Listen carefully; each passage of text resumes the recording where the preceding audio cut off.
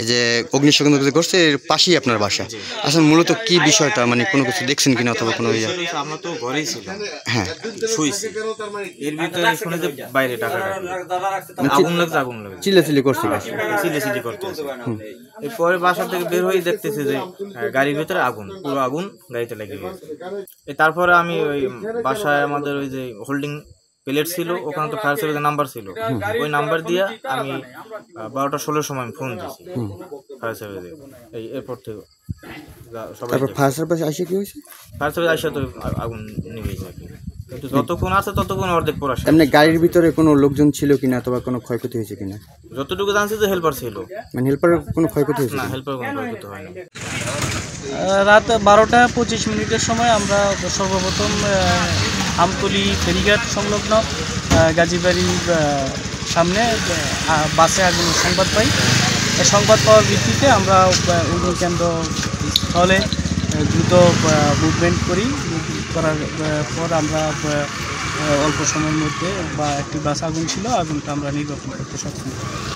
আচ্ছা, মূলত স্থানীয় মানুষের অভিযোগ যে আপনারা নাকি আসতে 45 মিনিট সময় লাগবে, এই বিষয়ে যদি কিছু বলতেন। এটা আমরা সংবাদ প্রাপ্তির ভিত্তিতে আমরা আসছি। আমাদের সংবাদ প্রাপ্তির সময় ছিল 12:25, তারপর 12:28 আমরা অগ্নিকাণ্ড আমাদের গাড়ি পাম্প টার্ন আউট জনগণ নিয়ে আমরা অগ্নিকাণ্ড স্থলের উদ্দেশ্যে আমরা রওনা করি।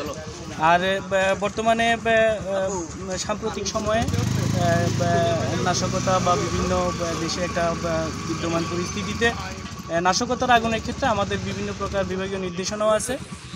আমরা সর্বপ্রথম এখানে পুলিশের নিরাপত্তা আমরা নিশ্চিত করি, অর্থাৎ অন্যান্য নিরাপত্তা নিশ্চিত সাপেক্ষে আমরা ফায়ার ব্রিগেড আমরা বুক করে থাকি, এটা আমাদের বিভাগীয় নির্দেশনা আছে।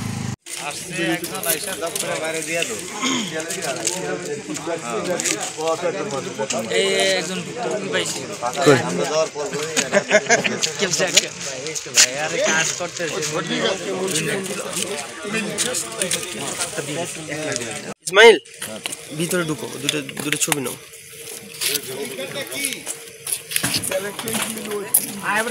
আমি ওখানে এর সাথে কথা বলতেছিলাম যে কি করবো, আপনাদের বয়াতি টাইপের একজন লোক। ও আচ্ছা আচ্ছা,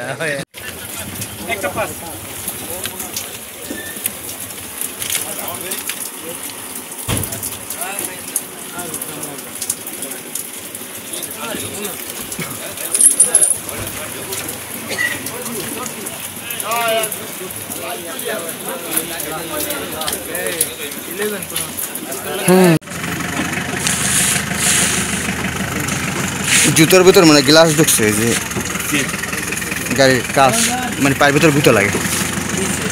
লাইটটা কই? তো হে লাইটটা লয়ে বাইরে নাই কে? আরে ভাই এত কিছু লই গিয়া একলা মানুষ।